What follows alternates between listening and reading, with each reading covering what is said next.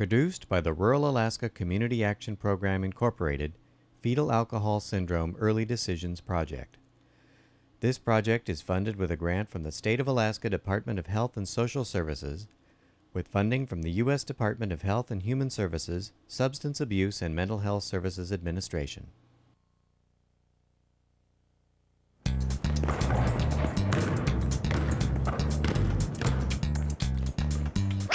Meet Martha, starting forward for the high school basketball team.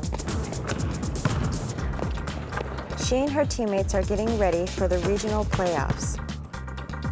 They will face the toughest team in the state, a team that hasn't lost all year long. But tonight, after practice, she will face an even more dangerous opponent. There is a party at a friend's house, and Martha will be offered alcohol. Martha has had alcohol before, but this time it's different. Because what Martha doesn't know is that she's pregnant.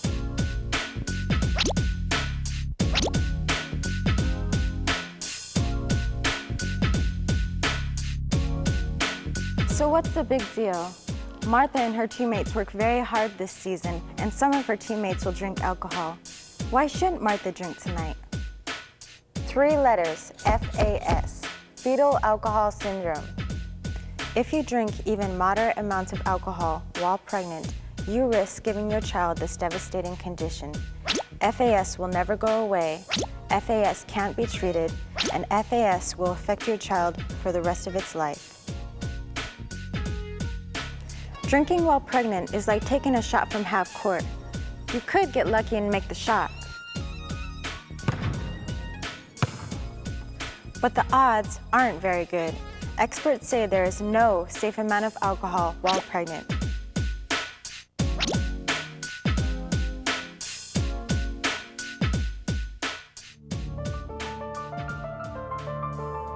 So how much drinking does it take to cause alcohol-related birth defects?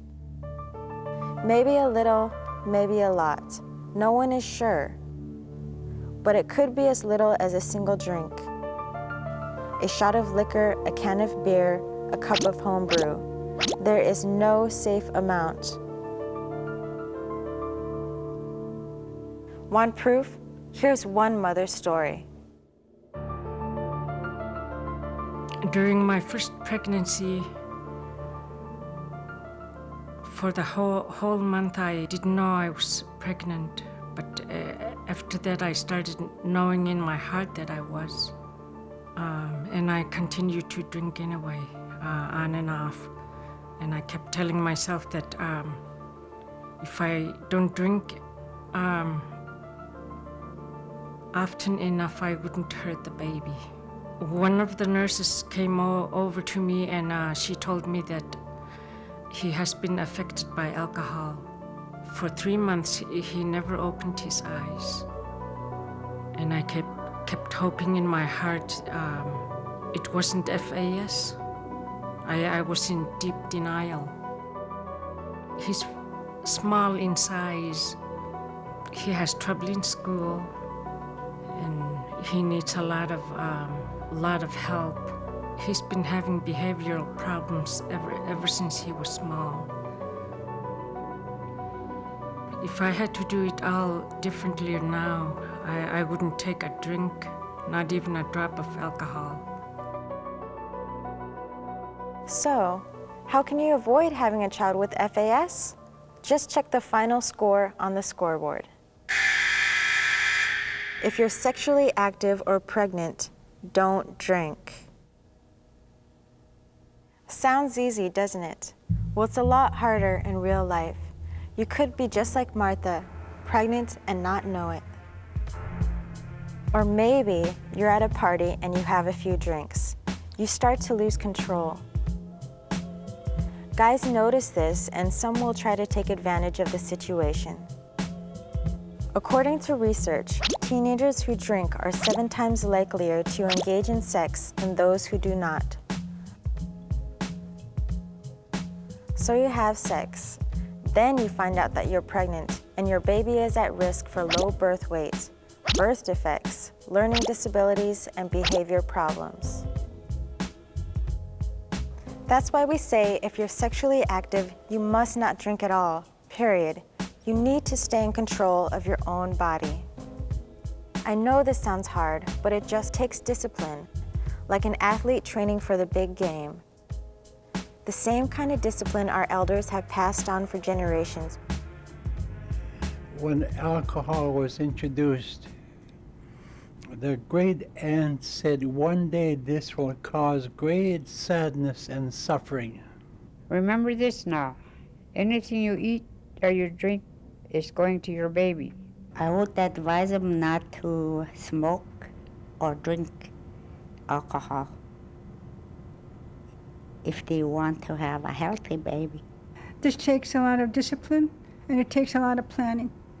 You cannot just arbitrarily drink with the concept of giving birth to a child who might be missing a great portion of what we need to survive here in the Arctic. Unfortunately, for Martha, there are no elders at this party to remind her of the right path, and her opponent, alcohol, is waiting for her inside. So it looks like the party's off to a good start. There's Martha and her best friend Beth. They play on the team together. Martha recently started having sex with her boyfriend Ted, and she's feeling scared, depressed, and she's feeling sick. Beth tries to cheer her friend up, like she has many times in the past with a video, an ice cream, or sharing her teen magazines. But this time, Beth thinks an alcoholic drink will cheer Martha up. So if Martha decides to have one drink, what harm could it cause? The answer is a lot. Remember, there is no safe amount of alcohol consumption during pregnancy. It could be possible that as little as a couple of drinks can cause birth defects in the baby. Think of it this way. The baby is growing, trying to build healthy cells, brain cells, organ cells, and skin cells. Alcohol damages and destroys these cells, causing lifelong permanent birth defects. Every time a pregnant woman drinks, some healthy cells are destroyed. It's like eliminating the key players on your basketball team, one by one. So, drinking and having sex is just not cool. It's like attaching a cement block to your child's future and yours. Once a child is born, all kinds of medical problems can show up. Low birth weight, impaired growth, facial malformation, small head size, learning disabilities and lower intelligence, hyperactivity, and the inability to pay attention, sleeping problems, and organ damage. So I hope that you like to spend time in doctors' offices because children with FAS have a lot of medical problems.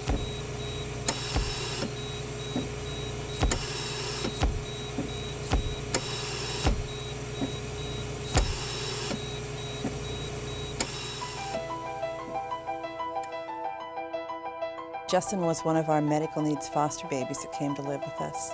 He was about 5 months old when he came. When he came to live with us, he weighed a little bit under 5 pounds. He was still on oxygen.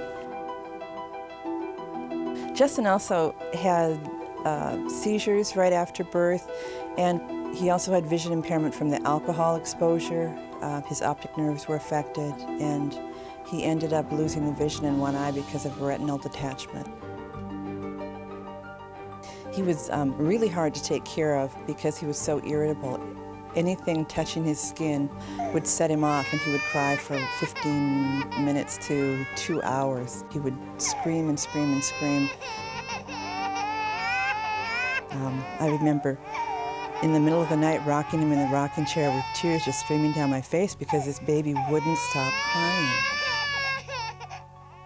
Because of Justin's delays, he needs both physical therapy and occupational therapy as well as speech therapy.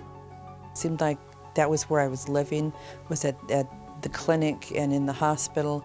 I bet I spend 2 to 3 hours a week on the phone talking with the insurance company or with different doctor's offices or the therapists trying to get things straightened out about who's been paid, why they haven't been paid.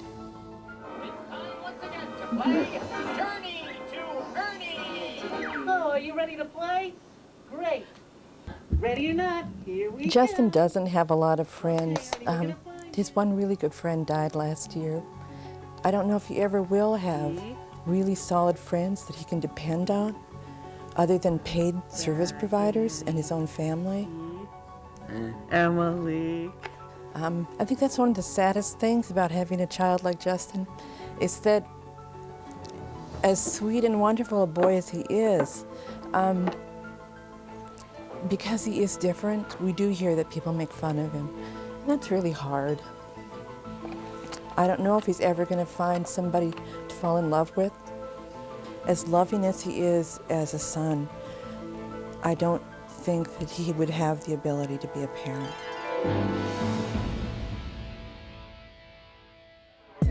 Meanwhile, back at the party, Martha is getting ready to face her opponent, alcohol. Martha is having a hard time resisting her best friend's advice. But suddenly, Martha gets an assist. Her boyfriend, Ted, has just arrived at the party with his own six-pack of pop. You see, Ted made a decision that if he was having sex, he would not drink alcohol as a support to his girlfriend. The truth is, men share in the responsibility for the health of an unborn baby. In fact, doctors recommend that men should stop using alcohol anytime they are sexually active. Right now, for Martha, it all comes down to this. This is where the game is won or lost. The decision she makes in the next few seconds will affect her and her baby for the rest of their lives.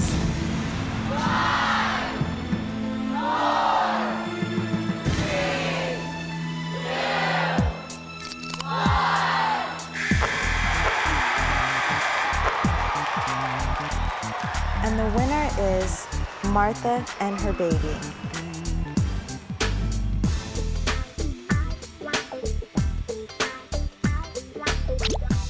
Weeks from now, Martha will go to the doctor and find out that she is pregnant. She saved herself 9 months of worrying and potentially a lifetime of sadness. Although she still has a rough road ahead of her as a pregnant teen, at least she knows the baby will not be disabled because of one very uncool decision to drink. FAS is a terrible tragedy for child and mother alike, but every case is preventable. Just remember it comes down to this, the final score. If you're sexually active or pregnant, don't drink. How was I supposed to know that you would let me go? Baby, it was something that you never said. Maybe I could have helped you